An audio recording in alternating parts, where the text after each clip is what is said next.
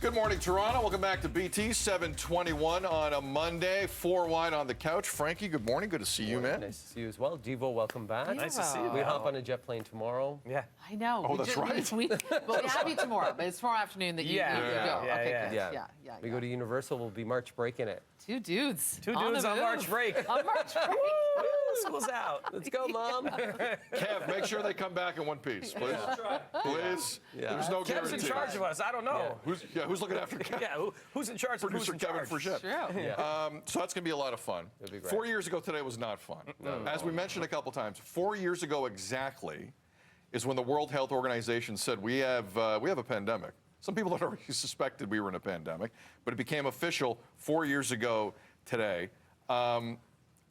We got some thoughts from you in the You Sound Off. Let's go around the room here. Mayor, starting with you. 4 years ago today, what was going through your mind? Well, we had just had Abby's 10th birthday party, which was kind of the last quote-unquote normal thing that we did. I remember they sent me home with a microphone at the radio station on a Friday. And I thought, what? How am I going to do my show with a microphone? Like, what does the microphone plug into? We weren't sure. But it was a very scary day. I remember being very confused, and then with confusion comes quite a bit of fear and concern of how this was all gonna play out. And I myself, just in my personal situation, you know, we're a blended family. So then you're thinking about bubbles, all these words that you had no idea about before. It's like, how are we managing all of this? And I know I spoke with a lot of blended families who were in a similar situation. So yeah, it was. I won't ever forget that day. No doubt. Devo Brown. Whew, there's a lot going on. So I had traveled quite a bit leading up to that, and was hearing about all of these, and I knew people in Los Angeles because it was kind of coming this way. Well, March 11th, you were back here. I was back here. So I was there was these moments where I remember speaking to Dina, and because we weren't sure what was going on, but we were here every single day. And I said to her, it's not going to be official until somebody famous gets it. And that's when we heard about Rita Wilson, Tom Hanks, all that, the basketball stuff that went on with the NBA, and that's when the shutdown happened. And we're like, okay, here we go. The NBA. Right? With Rudy Gobert and all that, and him doing this. This is the shot here. Ridiculous stuff. And once that happened, I was like, okay, now everyone's taking it seriously. So for those who don't remember, Rudy Gobert, in a joking way, touched every mic, and 4 hours later tested positive. That was on March 11th, 2020, essentially shutting down the NBA season at that point.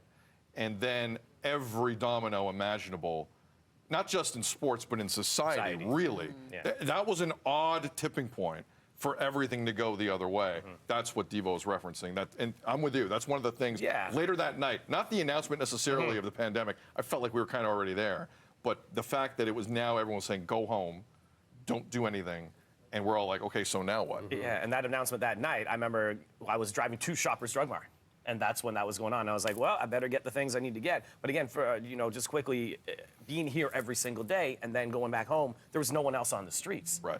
So I was legit walking down the middle of King Street if I wanted to. There was no cars. There's nothing. And it felt super weird as someone who lives downtown to not see anyone. Absolutely. You go out for those little walks, Frankie, and it's just, and when you live alone, you're talking blended family, when it's the opposite now. Yeah. Who can I see? Plus, I'm coming in here. I want to make sure everybody that I'm seeing here, which was a small group of us, is going to be safe as well. So there's a lot to think about in that. But it does, and then you think about everybody else that's really isolated, that didn't have something to go to, and what they had to go through at that point.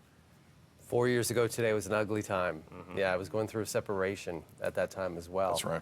So there was lots on my mind, also having two boys, trying to navigate what's going on with them, and then you trying to navigate schooling, and then all of a sudden with work. Gate and myself tried to make the best of the situation. We were in the greenhouse, so I put a pair of patio chairs out, put an umbrella out. I said, let's try to make this the best as possible. There were some real great moments during all that period of time that people came together and families got closer. It's a time I never want to see happen to anybody again all over. When we put caution tape around playgrounds, that is a big problem. And there's so much mixed messages. And right now, what I feel sorry for and still want to see is the impact to young people. Yeah.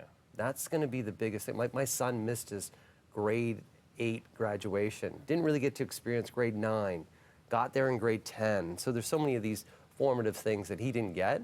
But it's, we made it, guys. Now, like, just cherish the day we're in right today. For sure. Yeah. For sure. And Frankie, it's a great point. So many people, that aside, were going through major changes in their lives, major life moments, whatever they may be.